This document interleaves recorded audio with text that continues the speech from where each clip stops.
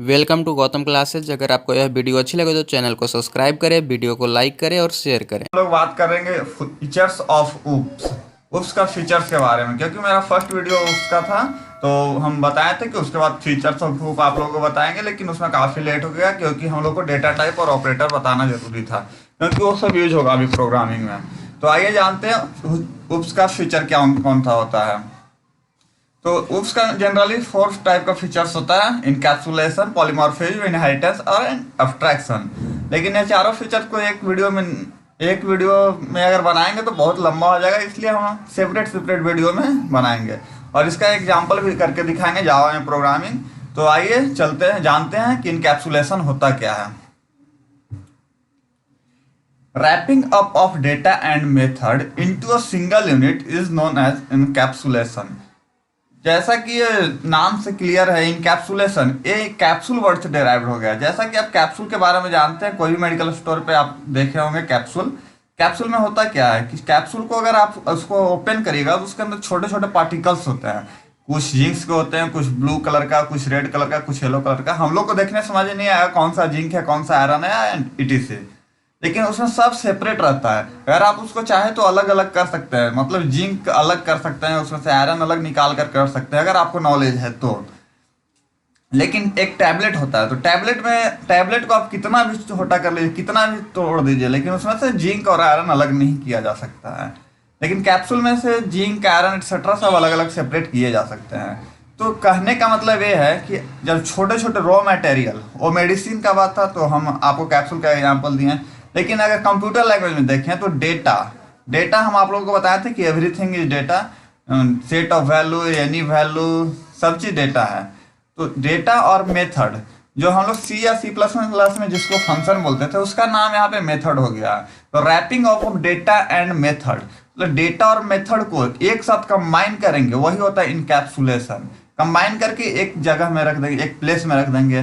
जैसे कैप्सूल का एक पैकेट आता है उसमें रखते हैं, उसी तरह से अगर रैपिंग करके एक जगह रख देंगे। और कहाँ रखेंगे? यहाँ पे क्लास में रखते हैं हम, बिकॉज जावा जो है वो प्योर ऑब्जेक्ट ओरिएंटेड है। प्योर ऑब्जेक्ट ओरिएंटेड मतलब आप बिना क्लास का एक लाइन भी प्रोग्रामिंग नहीं लिख सकते हैं।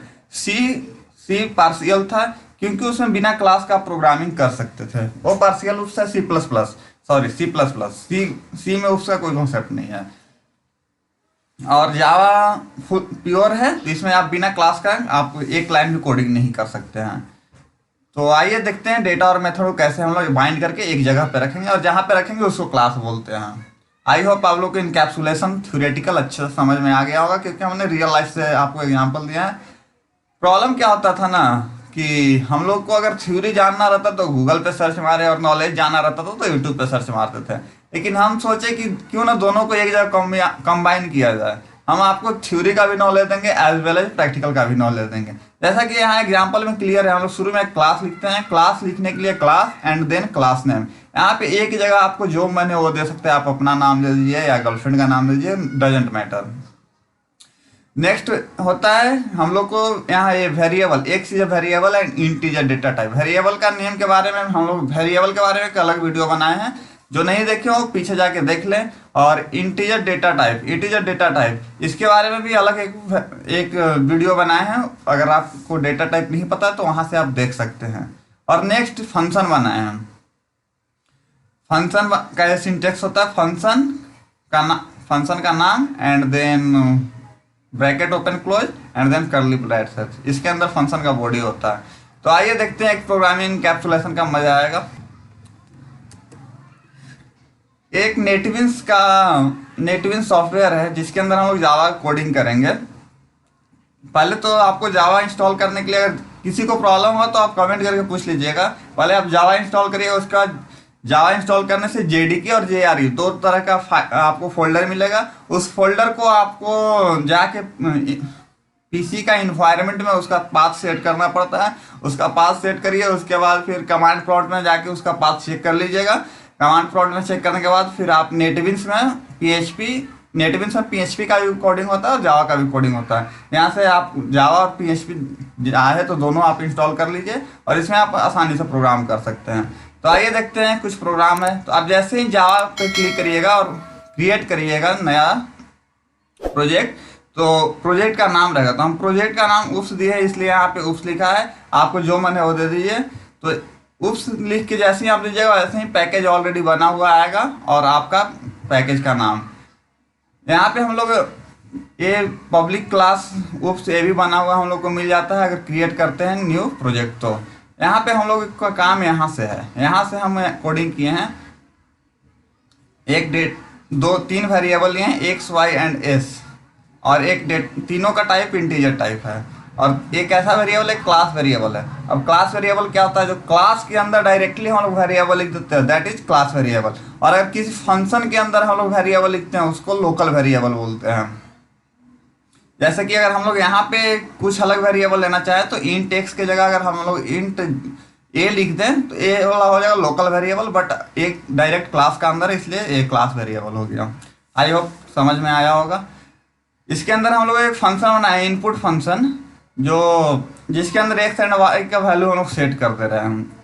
उसके बाद एक सम का फंक्शन बनाए, एस इक्वल, वहाँ पे हम लोग एडिशन कर ले रहे हैं। और एक डिस्प्ले का फंक्शन बनाया है। डिस्प्ले जावा में डिस्प्ले कराने के लिए स्क्रीन पे system dot out dot println sum equal to, यहाँ पे इन्वर्टेड कॉमा में जो आप दिखाना चाहे वो आप लिख सकते हैं जो आपको स्क्रीन पे दिखाने में अच्छा लगे।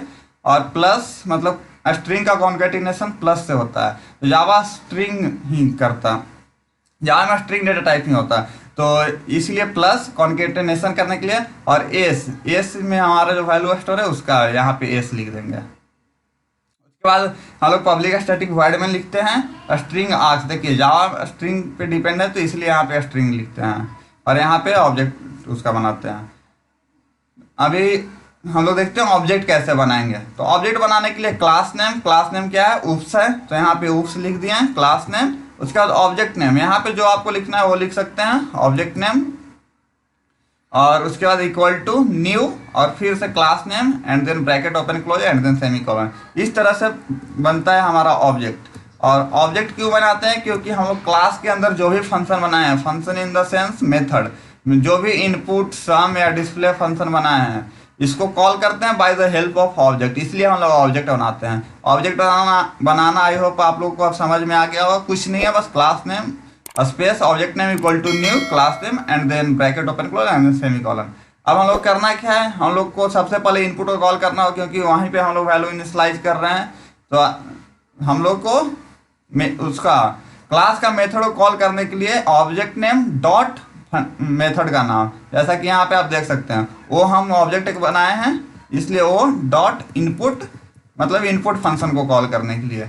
उसी तरह से हम सम फंक्शन को कॉल कर रहे हैं और उसी तरह से डिस्प्ले फंक्शन को कॉल कर रहे हैं। आइए इसको रन करके देखते हैं।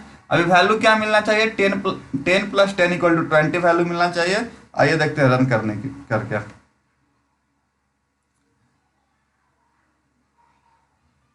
यहाँ देखिए प्रोग्राम रन हो चुका है। एक मिनट स्क्रीन बड़ा कर दे रहे हैं, आप लोग को नहीं दिखता होगा, आप लोग को दिखाने के लिए। देखिए यहाँ पे दिख रहा है sum equal to 20। Sum equal to इसलिए डिस्प्ले हो रहा है क्योंकि यहाँ पे हम सम इक्वल टू लिख रहे हैं। अगर यहाँ पे हम कुछ और लिख दें तो कुछ और भी डिस्प्ले हो जाएगा। और एस में जो वैल्यू होगा, एक्स प्लस वाई का वैल्यू कहाँ स्टोर हो रहा है, एस में, तो 10 प्लस 10 कितना हो जाएगा 20, इसलिए यहाँ पे 20 लिख रहे हैं। Thank you guys. Thank you for watching. Subscribe our YouTube channel and get notifications soon.